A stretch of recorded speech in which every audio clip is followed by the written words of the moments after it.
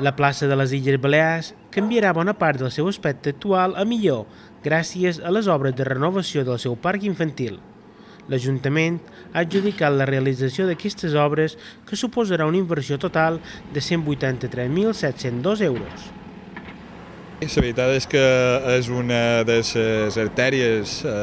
civils i socials de la barriada de Quirrell. És un punt de trobada on hi ha un gran parc infantil que se va fer quan se va recepcionar l'urbanització, juntament una zona esportiva i d'oci i també les piscines cobertes municipals. I sense cap dubte el que fem és reformar la plaça amb una gran inversió, 180.000 euros en obra civil, i també tot el parc infantil nou, que fem una inversió de 450.000 euros entre els jocs infantils de la plaça Illes Balears, la plaça del Blanquer i la plaça Llodroner. Entenc que la reforma donarà millor qualitat de vida en els ciutadans d'aquella barriada, un gran espai lúdic per poder jugar. Tots els que tenim nens i els que tenim nets,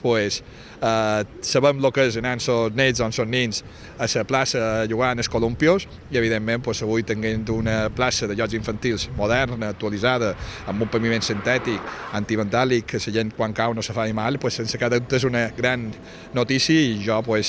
també satisfacció per haver aconseguit recuperar aquest espai públic i millorar les infraestructures de la nostra ciutat, que ara que començàvem a tenir un equilibri pressupostari, que començàvem a tenir un superàvit, que començàvem a tenir possibilitat de reinvertir en millorar la ciutat, duim a terme, i sense cap dubte entenem que la satisfacció del ciutadà passa perquè segurament se preocupi per aquelles necessitats bàsiques, i en aquest cas el fet d'una nova plaça infantil, jo crec que en els papars i en els predins serà una gran notícia i espero que la disfrutin.